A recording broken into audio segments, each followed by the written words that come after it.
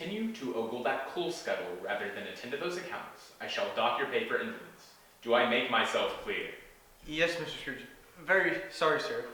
It's just that my extremities are rather cold, and I'm not able to hold my pen steady. May I add another piece of coal to the fire? You may not. You've already used the day's allotment.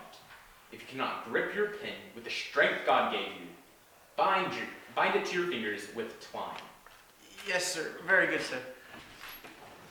Merry Christmas, Uncle Ebenezer. I bring you good tidings and bonbons from the confectionery shop. Humbug? Bah! Merry Christmas to you too, my dear Bob. And to you, Master Fred. Take some for the missus and children, eh? Very kind of you. Why are you dressed like a Russian peasant? Heavens, it's frightfully cold in here. Put some more coal on the fire. Even the mice should know comfort on Christmas Eve. Is there anything I can do for you, nephew, or have you come simply to interrupt the working day with your idle merriment? Why, yes, indeed there is. You can join Alice and me for dinner tomorrow night. I've already sent 2 letters inviting you, neither of which you've replied to, so you forced me to make my case in person. I did not see any point in wasting good ink and paper on something that is of no interest to me. No interest? Uncle, you are my only remaining flesh and blood, and I yours. Yet you make yourself a virtual stranger. I want nothing from you, I ask nothing of you. Why cannot we be better acquainted? I have been married a year now, and you've still not yet met my wife. It's scandalous. I will not take no for an answer. If you will not take no for an answer, then you are most welcome to leave without one. I know you try to vex me, uncle, but you will not spoil my mood. The season hath bestowed me with impenetrable armor of good cheer. Cheer? And what do you have to be cheerful? Certainly not because you married below your station to a dowerless woman, I should hope. No, because I married for love. Because Alice is a companion, not a coin purse. I wager you would come to the same conclusion if you were to meet her. And with what would you wager? Fanciful feelings are worth nothing at the bank. Come, uncle. It would mean a great deal to have your company for Christmas. And I promise you shan't be bored. We'll have rum punch and wassail, candied figs, party games. You could have Queen Victoria herself dancing atop a barrel of mead, and I should still not be interested in your frivolities. These your lights withdraw every Saturday for quiet contemplation, and the Turks go an entire month fasting. Why must we insist on expressing our piousness with such a tasteless lack of piety? Because Christmas has grown beyond the mere marking of a holy occasion. It is a time for contemplation and gratitude and thoughtfulness towards those we give too little thought. It gives us license to shed our apprehensions against our fellow man, whether they be Christian, Turk, Israelite, agnostic, or curmudgeon. I beg your pardon! And to embrace them all heartily, as I embrace you. I believe Christmas time ought to be a model for one's comportment year-round, but I shall bask in its fleeting effect of happiness and fellowship while I can. So I say bless it. Bless its festivity and frivolity, and Puritans be damned. Bah! You keep Christmas in your own way. Let me keep it in mine. If you insist, I will leave you to your devices, but know my offer stands should your mood alter. Good day, Uncle. Good day, Bob. And a very merry... Do not finish that utterance. Mr. Bailiwick. Mr. Barleycorn. Mr. Harwood, what a delightful surprise. It has been far too long. Far too long indeed. Yes. Unfortunately, I'm just taking my leave, though I shall hope you will consider popping by tomorrow evening to make merry with us. It seems as though we will have an extra place at the table. You are most gracious. Most gracious indeed. Say nothing of it. Good day, gentlemen. Good day. I see you're amicably acquainted with my nephew, but I will not hold that against you. What business brings you here? Ah, yes, very.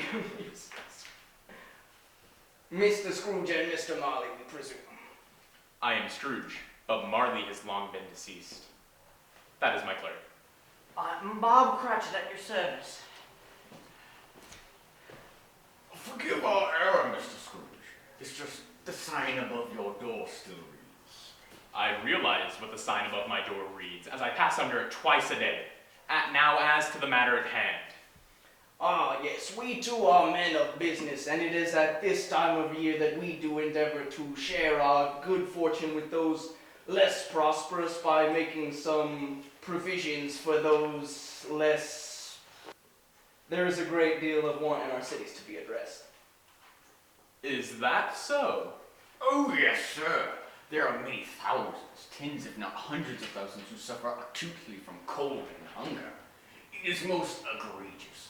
May we count on a contribution from you benefiting this worthy cause? Are the debtors' prisons still standing?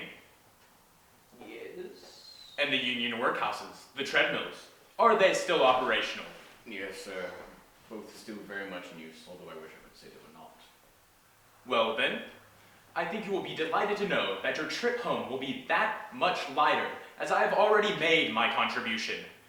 Do you jest, sir? Not at all, sir.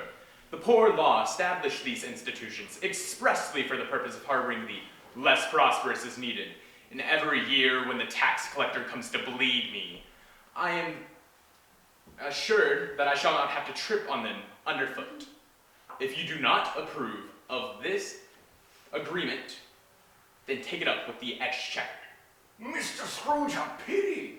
These institutions are places of misery and woe. So much the better then. The wretched will not learn to avoid the pitfalls that led them there.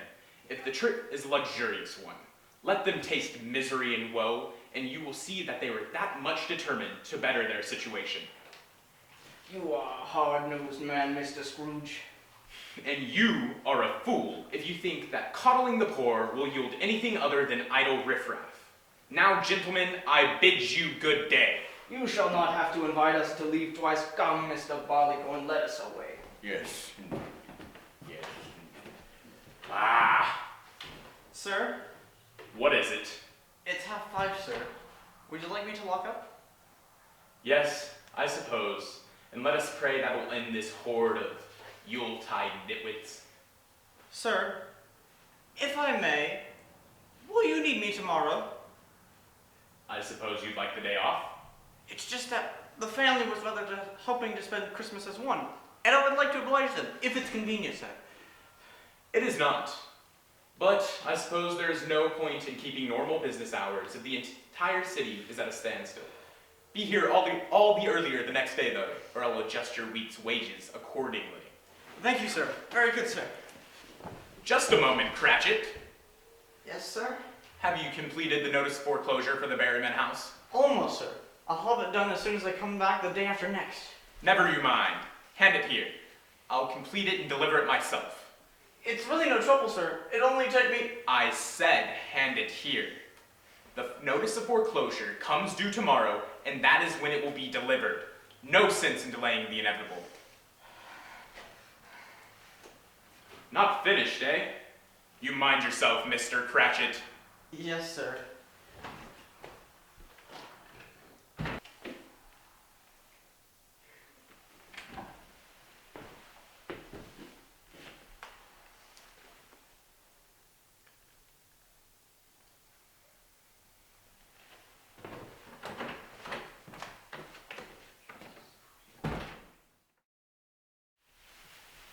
Good evening, Mr. Scrooge. I shall eat in here tonight, Mrs. Dilber. A light supper shall suffice. Very good, sir. Why are you still standing there? Were my instructions insufficient? No, sir. It's that there is someone here to see you, sir. At this hour? Yes, sir. And you admitted them. I did, sir. Explain yourself. Perhaps it's not my place to say, but I rather ought to think she should be heard out. I have had a most trying day, and I am in no mood to entertain yet another guest off the streets. Send them away. Do I make myself clear? Do not test my patience, Mrs. Dilber. Please do not be cross with your housekeeper, Mr. Scrooge. It was I who entreated her to allow me to speak with you. Who are you, you green thing? My name is Lydia Berryman. You have business with my father. Very well, but be quick about it. My father is a worthy man, Mr. Scrooge. He is a good father and a hard worker. He is a carpenter by trade and has never suffered any complaints for the quality of his craft. He is also a proud man, which is why I've come here on my own accord and without his knowing. Hasten to the point. He obtained a loan from you not 4 months ago to lease a workshop in which he can build cabinetry and furnishings. There is more money in it than common handiwork, and it was a wise investment. Considering I have a notice of foreclosure for your house, that indicates otherwise. That is the thing, sir. He suffered a grave accident at the lumberyard when a hammer beam fell upon his legs, and he has been unable to work since. The doctor said he will regain his strength in due time, but his impairment has been little in the way of money coming in, and he has been unable to keep up with payments. And so what? You wish me to forgive his carelessness? Not at all. I do not ask you for charity, only for a small extension given the circumstances. Since the accident, my mother has been working as a laundress. My brothers have left school and taken positions at the cotton mill, and I have sought any opportunities I can to bring in a few extra pence. Have you now? Yes, sir.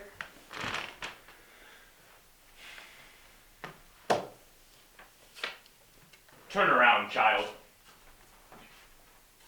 I said, turn around. Lean forward. If you think that I have built my business by surrendering to young women with weepy tales, then you are sorely mistaken. Please, Mr. Scrooge, I beg you, sir, you shall have your money, I promise you. Please do not take her home. Do not make paupers of us. I feel the shame of it will kill my father. Then let him die, and in so doing, decrease the surplus population. Get out! I'm sorry, I said, get out, and never cross my path again! And you! How dare you allow that impertinent urchin to enter my home and insult me? You are terminated, effective immediately. Mr. Scrooge! You may pick up your belongings and remaining wages in the morning. And as for a letter of reference, you can scrape it off the bottom of my boot. Oh, good luck finding a replacement that is willing to do with your flinty miser like you. I would like to meet her and shake her hand, I would. You can make your own blean supper from now on. You could scrape it off the bottom of your other boot. What force did I slight to warrant such rash, odious treatment? I would happily kill any man with the antidote.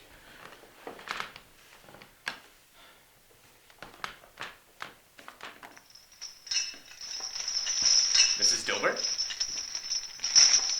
I will not deal with any more confrontation.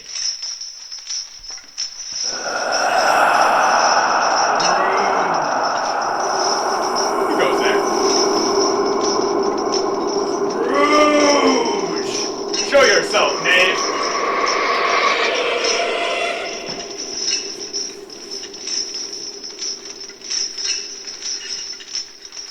Scrooge! Ah! Do you see me now, Ebenezer? I do, but I do not believe it. Do you know me? Jacob Marley? Is that you? It is. You look so young, yet so aged. No, it cannot be. Do you doubt your senses? You are nothing more than an ephemeral figment. A touch of madness brought about by this maddening day. And you may be no more than a morsel of cheese, or a forkful of sour beef. Do not doubt your senses. There is more of grave than of gravy about me. If you are not of my imagination, then what are you? I am a wandering spirit. My soul is indeed dead and buried, but my spirit continues to roam this world, ever present, ever watching, with no rest till respite. It was 7 years ago that you last saw me, but I've been with you since, Ebenezer. Ever present? Ever watching? Are you surprised? It was you that swiped the tuppence coins from my cold eyes before they shut the casket lid. How should I stop from seeing with eyes forever open? I did no such thing. Do not quarrel with me, Ebenezer! There's no sense in it. Do you not recall how like-minded we were? Every penny of ill-gotten interest, a celebration, every foreclosure, a victory. We wallowed in it, you and I. Aye, we did. You were a rare breed, Jacob. Do not look back upon those days with fondness, Ebenezer. These chains you see about me were forged with the gold and silver I amassed in life. Their luster gives me no pleasure, for I wear them as a burden of my sins and greed. Never a minute does my back not ache, my legs not moan, and my arches not howl, nor can I sit to silence them. Is there anything to be done? I hate seeing you in this wretched state. For me, no, my fate is sealed, but yours remains unclear. And that is why I have come to you tonight. I come to warn you that if you continue down this path of bitter avarice, you will join the ranks of my kind soon enough. Tell me, Jacob, how much must I divest? After all that I have said, you still only think in numbers? It's not a matter that can be settled by shuffling your accounts. Then what?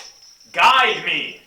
There's no prescribed cure for a lifetime of misdeeds. This you must navigate yourself. But how should I do so?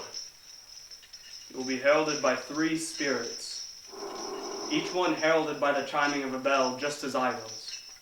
Heed them, and heed them well, Ebenezer. Jacob? You grow faint, Jacob. Goodbye, old friend. Jacob Marley, are you still there? No, this is not a rational course of thought. Spectres are mere poppycock, the stuff of cheap novellas. All I need is a good night's rest. Lord, help me shed these nagging phantasms. I wish to rest.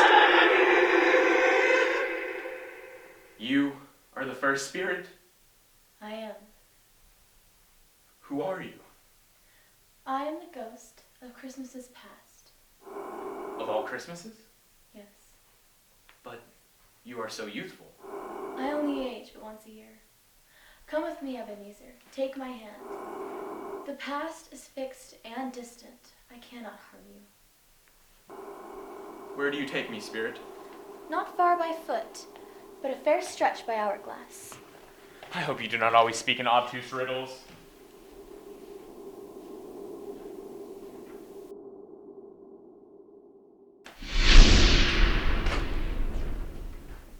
That boy, why does he take no notice of us? We look upon a time not long ago, and what we see is already written. He cannot see nor hear us any more than a character can and a novel can read. He looks so familiar. Who is that boy, spirit? Father! Ebenezer, my boy. My, you're growing larger every day. I'm the 3rd tallest in my class. I'm happy to hear it. Oh, You are home early, Father. come, sit with me.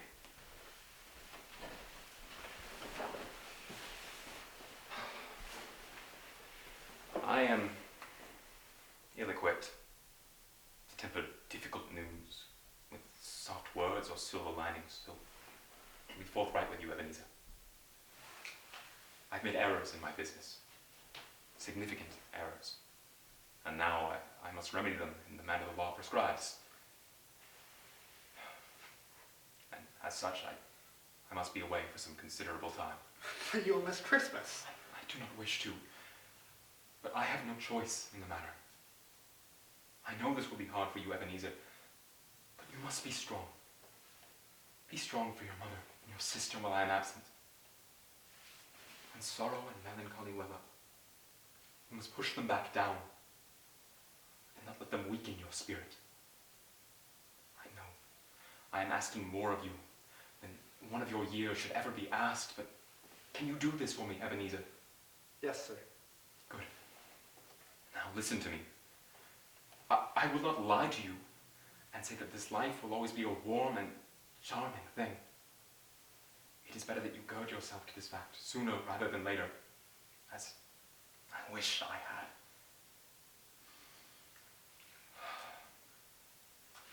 I have been too frivolous in my affairs, and now it tears us apart. I am so sorry, my son.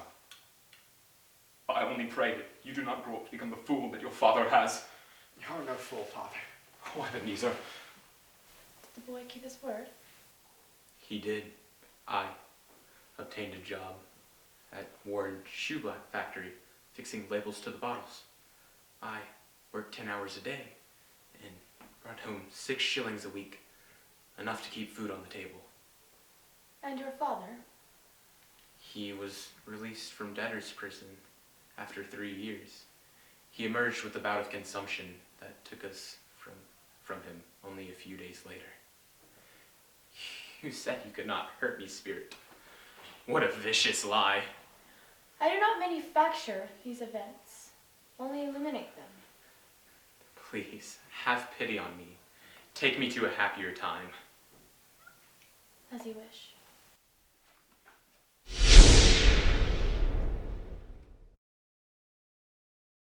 Do you know this place? Know it. I apprenticed here. Old Fezziwig was my master, a kinder man you cannot find from here to Kathmandu. Oh, well look, now there he is. Mrs. Fezziwig. Mrs. Fezziwig. Mrs. Fezziwig. No need to pull my name across the room, you old goose. I'm right here. Oh, so you are. Have you seen my spectacles? Well, now don't I feel the fool.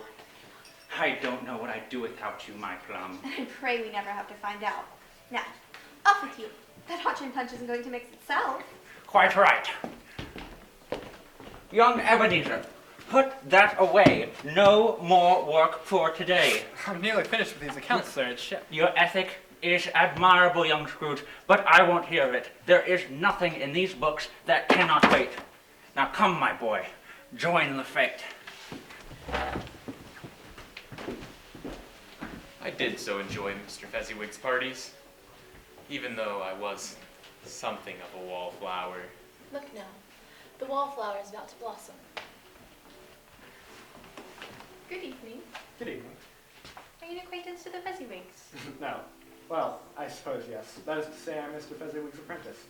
Ebenezer Scrooge at your service. Belle. Just about? Is that not enough? I'm sorry, I did not mean. Please don't mind me, I'm only teasing you. I do not mind you in the least. Are you in relation with theirs? No, but I should think myself lucky if I were. I'm a friend of their family. Mrs. Fezziwig and my mother were very close. Mrs. Fezziwig helped me get a position as a sales clerk at Denham's after my mother had passed. My condolences. Thank you, but it was some time ago. Are you still employed at Denham's? Yes, would you care to guess what I sell? Perfume? Soap gloves? You're romantic at heart, aren't you? Oh, I wouldn't. Parasols. Parasols. How charming. It must be rather exciting to serve society on a daily basis. Less so than you might expect. The more of them I meet, the more I realize, at the crux of it, people are people, and no title or lineage changes that. It is a good position, but I'd rather much do, well, any number of things. Perhaps become a journalist, or an explorer, or even an actor. I think I should like to have adventures. Perhaps see East India, or even the Americas. I have heard tell that at the peak of the province of Canada, there are these bears that are entirely white, except for their noses, and great whiskered sea beasts with saber-like teeth the length of your forearm. Can you imagine it? What a magnificent world we live in. May I be so forward as to ask, do you already have a dance partner this evening? Yes, I believe I do. Oh, I see. Which one is he? Well, he's wearing brown spats, woolen trousers, a black waistcoat, and a red cravat. Funny, I don't see him. Oh. You're an only quiet fellow, aren't you? Forgive me. It's only that I cannot say what runs through my mind, else What? you should no longer wish to speak with me. Well, now I'm thoroughly curious. Tell me what it is you wish to say. I will not flee, I give you my word. Truly. Truly. I wish to say that someday I think I should like to marry you. Perhaps you shall. But first we shall see if you can keep time.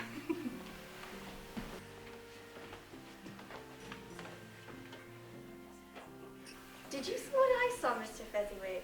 I did indeed, Mrs. Fezziwig. It is quite pleasing to see young affections bloom under these old timbers. Go on then. Give them a reason to hold hands. Quite so.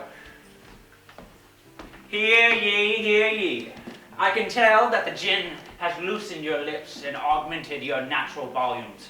So let's say we put that to good use and have us a sing-song, shall we?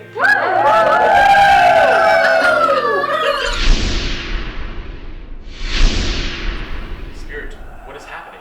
The ruckus ebbs and the revelers fade from vision.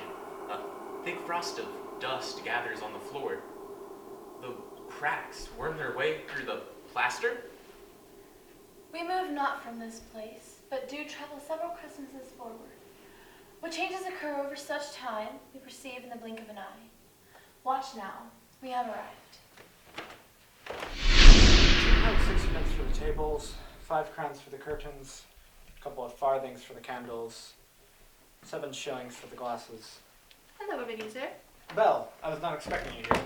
Forgive me, I'm just about done with these editions. Such a shame about dear old Fezziwig. I have many fond memories of him. Indeed. Mrs. Fezziwig was very kind to put me in charge of the liquidation. I expect I shall make a tidy sum in commission. I'm sure Mrs. Fezziwig will be very happy for you. Ebenezer, do you still care for me? What a silly question. Yet you neglect to answer. Of course I still care for you. Nothing has changed. Has it not? We used to be inseparable. Now I struggle to get you to turn your head away from your insufferable business. I feel like I've been replaced by another. Replaced by another? From where does this ridiculous line of questioning come? I have no mistress, I give you my word. No. What of gain and profit? Are they not your mistresses? You do lust after them tirelessly. You act as though such pursuits are a sin. Is it so terrible to want to build a safe and stable life? A safe and stable life? Is that how you define your pursuit? Do not cast yourself in such a humble light. The artifice of this is tasteless. And this quarreling is tiresome. We have been engaged for 3 years now. And the more time that passes, the more reason I have to believe that our promises to each other will never come into fruition. When we were both poor, we were happy and content in each other's company and content to spend the rest of our nights telling each other of our dreams. But now that you're a rising man of rank and fortune, and I still a dowerless shop girl, I think you look of me as more of an embarrassment that you cannot discard rather than a beloved to cherish. Oh, do not dispute so loudly, you'll wake the neighbors. Belle. Save your breath. I will spare you the trouble. It is senseless to prolong the inevitable. I fear that our once warm feelings for each other will fester into bitter resentment, and I do not wish that. I still have a full heart for the once gentle, oddly quiet man I knew you to be, and I hope he slumbers in you some more still. Belle, please. I release you, Ebenezer. I release you. May you be happy in the life you have chosen. Damn you, Spirit. You do have a taste for the painful. Spirit? Where are you, Spirit? Who goes there? Make yourself known. Ahoy there! Ahoy and salutations, dear fellow. Come near. Come near and let us be better acquainted. You are the second of Marley's spirits, I take it? Correct you are, master. I can see age has done nothing to dull your wits. Why do you call me master? Why, because I am the ghost of Christmas present, and since it is Christmas time, I am at your service. In that case, I should like it if you would take me home to my bed. A sharp wit indeed, sir. Come, have a pull of grog and warm your bones. I do not think I could manage 2 brands of spirit tonight. Suit yourself, that much more for me. Most invigorating, shall we go? Go where? Not that I expect a forthright answer from you. Then I will not disappoint you by giving you one. As chance before we fly. Oh, heaven help me. Take hold of my shoulder, master. All will be well. Let us away.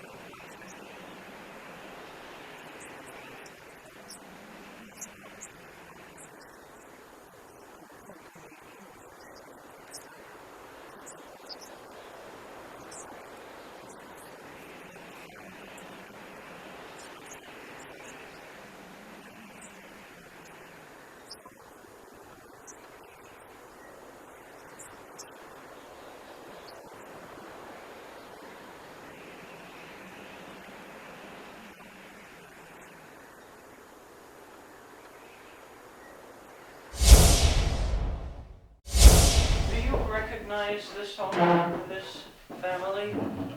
I do not. Should I? It will become apparent soon enough. What am I forgetting? I feel like something is amiss. So no, Mother, nothing is lacking. I just want to make sure it is a lovely meal. We ought to have a lovely meal, especially for Tim. It'll be a splendid feast, I'm sure of it.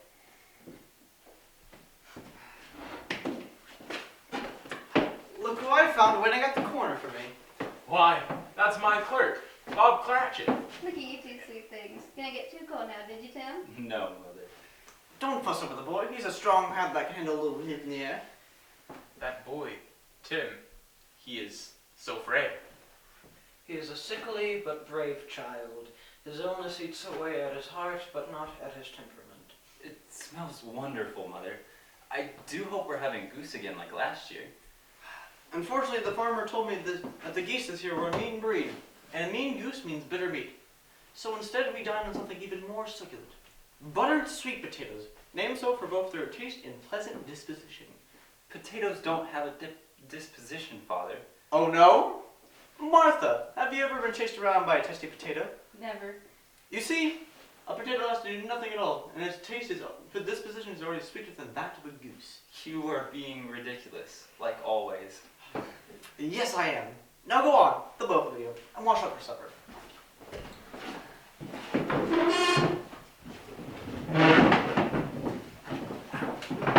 Bless you, you're a savior, you are. Please don't say that. Why should I not if it is true? Because it is not. Why are you doing yourself like this? What is the matter? I wasn't able to secure the raise. I wasn't even able to ask. Mr. Scrooge was in no mood to entreat such a request. We'll find a way, Robert. He grows sicker every day, and it sickens me that we must ration out his medicine out of need. The cost be damned. He needs the proper care of a physician, not an apothecary. Martha is nearly old enough to seek out work. I know of someone who may have a position for her which would bring 5 and 6 pence a week. Is that enough? It's better than nothing at all. I will resolve that I'll present my case to Mr. Scrooge tomorrow, and hope his humor is improved. Present your case. It makes my blood boil that you should have to grovel for what you were owed. Why, if that old buzzard had an ounce of common decency, he would already be paying you thrice what he does. His work hours have 60 minutes in them, just like yours. Why should his accounts go fat with excess, while yours stay barren and our children go without? Come, let this rest until tomorrow. Let us not spoil the mood.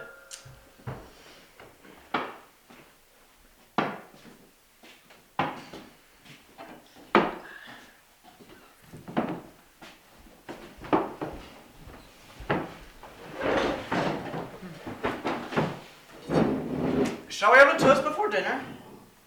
To good health. To loving family. To continuing happiness in mother and father. And to Mr. Scrooge. Why, to Mr. Scrooge? Because Father says he has no one and loves no one. He must be very lonely at Christmas. To Mr. Scrooge. Merry Christmas. Merry Christmas. Bless that innocent boy. Tell me, Spirit. Spirit? Third of Marley's spirits, I take it? If the pattern holds true, then you are the ghost of Christmases yet to come, yes? If you can conjure visions of the future, tell me, Spirit, what becomes of Tiny Tim?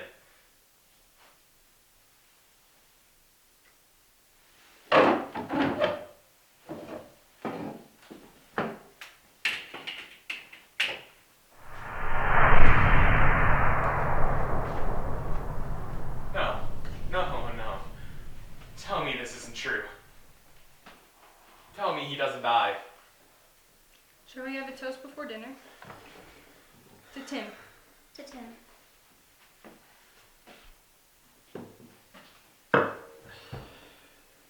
I visited his grave on my walk this morning. It was a serene sight. There was a flush blanket of snow on the ground, and the sun shone down upon it, unencumbered by clouds. The cold freshness of the snow should keep the flowers fresh. There were some bullfinches making song in a tree nearby. He would like that, wouldn't he? He did ever so like watching the birds. He did. My son! My child! It's all right, Robert. It's all right now. Please, Spirit, I would Do not wish to see this anymore. Ah! There's a fog before my eyes. I can't see. Where are you, spirit? Do not leave me! Where have you brought me? What is this place, spirit? Read now, Joe, and I'll show you the linens. Mind your stomach. It's a touch rank in here. That voice, there's a familiarity about it. Do I know these people? Jesus, Mary, and Joseph. You didn't tell me your bugger was still in here.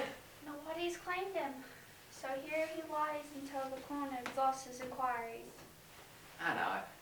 I heard he's a man of many acquaintances. Business acquaintances, of which I wager none will miss his company or manners, and will surely not put out for his funeral.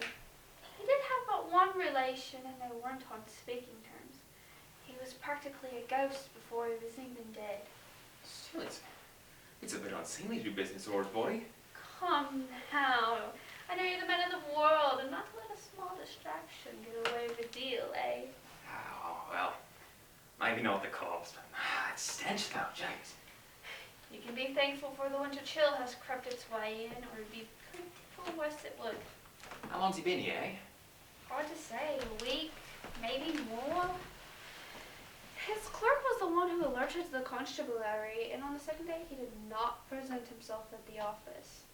I was the only one they could find with a key to unlock his quarters, but it took them some time to track me down, as I haven't been in his employ for 2 years now, and visiting my cousin up in the north.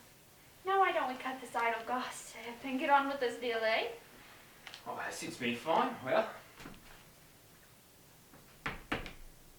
I can give you 7 crowns for the bed curtains and the drapes, and not a penny more. Only 7 crowns? Come on now, you can do better than that. One of the sheets and the blankets. I don't think I should be able to find a buyer for the sheets, what with the stink and the stain on them. Especially not being whose stinking stain it was. 7 crowns. Take it or leave it. 9. What's it 7? And I said 9. Now listen here. I say Convent Garden, sweetheart. You're selling goods that aren't even yours to sell. You should be grateful for what you can line your pockets with. And you listen here. I don't care for your type and don't plan on lighting my pockets with a half penny of yours. The only reason you're here is so I can squeeze what I can out of these rooms and return it to those who he has wronged and robbed in life, which is a pitiful army. And I do not mind saying myself, I will squeeze you too if I must. 9 crowns. 9 crowns it is, bleeding me bloody dry. Lovely. Let's settle up downstairs. This room is mine. This bed, mine. A usurper? A stranger in my place? Yes. Why is there a stranger in my bed, spirit? Tell me, who is that? No, spirit, I cannot. I cannot do it. Please, spirit, tell me this is not my fate, and that these passages can still be rewritten, I beseech you. I know now that vast harm and hurt that I am the root of. I have unjustly sought to punish the innocent for the pains I have borne. And my heart is heavy with shame for it. Please, I do not wish to die in such a state of virginal remorse. Allow me to live so that I may correct the wrongs I have inflicted against my fellow man. I will honor the lessons of Christmas, past, present, future, and vow to live according to those lessons every day of the year. If you have a window into my conscience, you know what I say to be true. I implore you, spirit!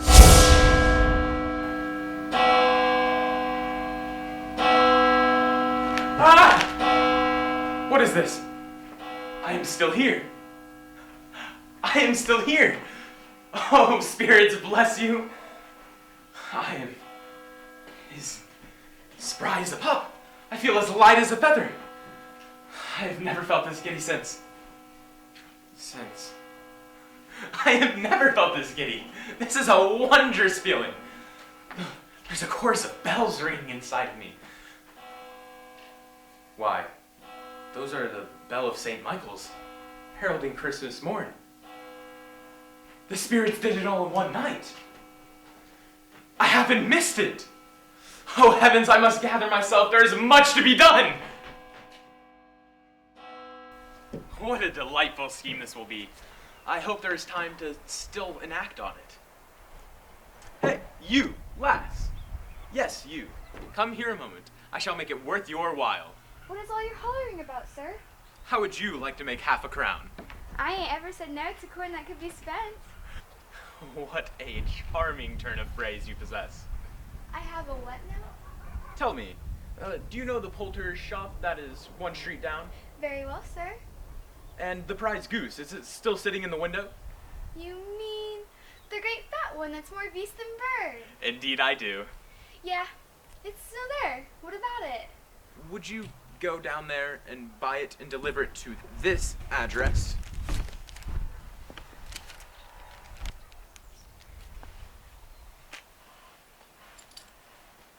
And under no circumstances are you to tell the recipients of its origin. That I can promise you.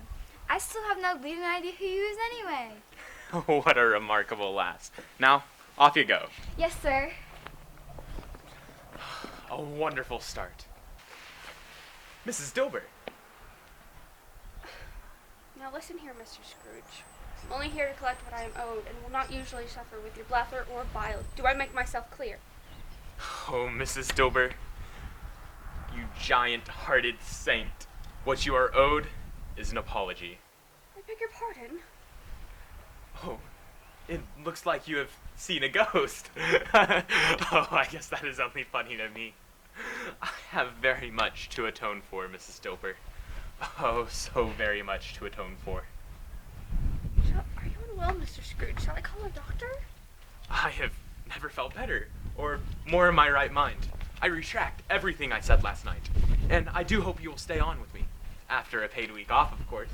You have family in the north, I take it? How do you... Here. This should cover your train ticket there. If you leave now, you should make it in time for Christmas dinner. Go on. What on God's green earth? Oh, Mrs. Dilbert. You know the Berryman family, I take it? I do. Here. Give this to them on my behalf. Tell them the loan is forgiven, and I wish Mr. Berryman the speediest of recoveries. I shall indeed. Merry Christmas, Mrs. Dilbert. Merry Christmas to you, Mr. Scrooge. Oh, now where was I? Oh, yes.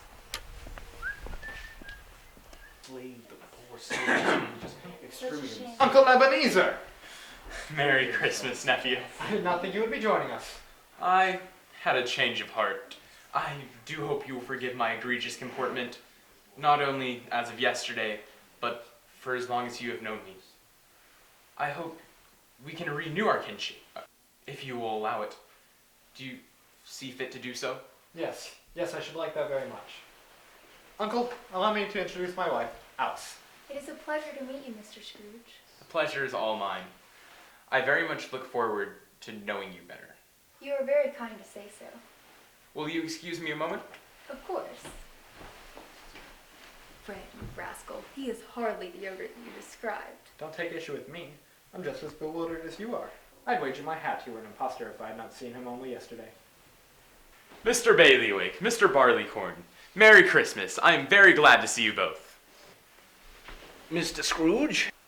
Are you gentlemen still accepting donations for the needy? We are, sir. Well, I would like to make a slight correction to my contribution. I hope this figure is more in keeping with the season. Mr. Scrooge! Say nothing of it. I'm in arrears after all. If I may ask, I have heard tell that you are trying to get the poor law reformed and the debtor's prison shut down? We do indeed, sir. We already have many allies in Parliament and elsewhere. Well, consider your funding secure. Let us speak in the new year and see if this process cannot be hastened. We look forward to it, sir. Gentlemen? Do you leave so soon, Uncle? You have not even had a glass of punch. I will return anon, but there is one small matter I must attend to. Keep the bunch warm for me, will you, nephew? I will. Merry Christmas, Uncle.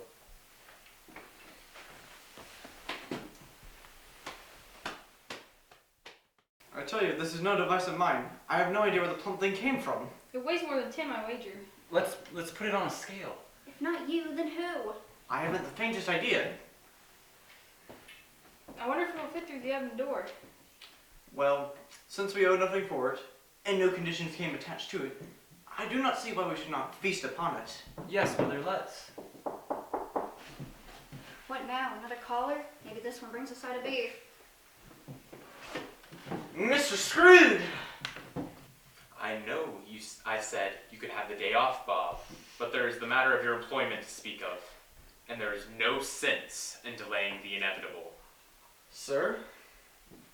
You lied to me about having completed the foreclosure, Bob. Yes, sir.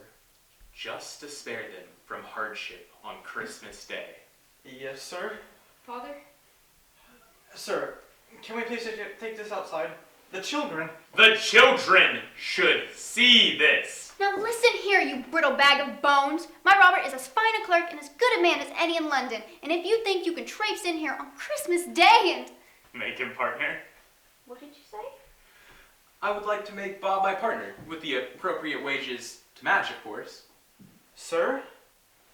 I think the firm would benefit greatly with the guidance of someone with your understanding and kindness. Scrooge and Cratchit, do you accept? Yes, sir! Well, never in my life. What's happening, Mother?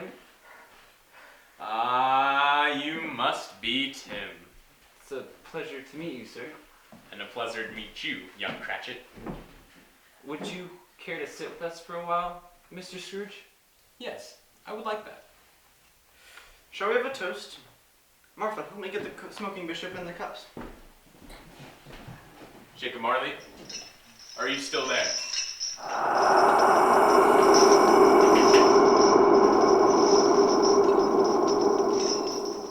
What is this?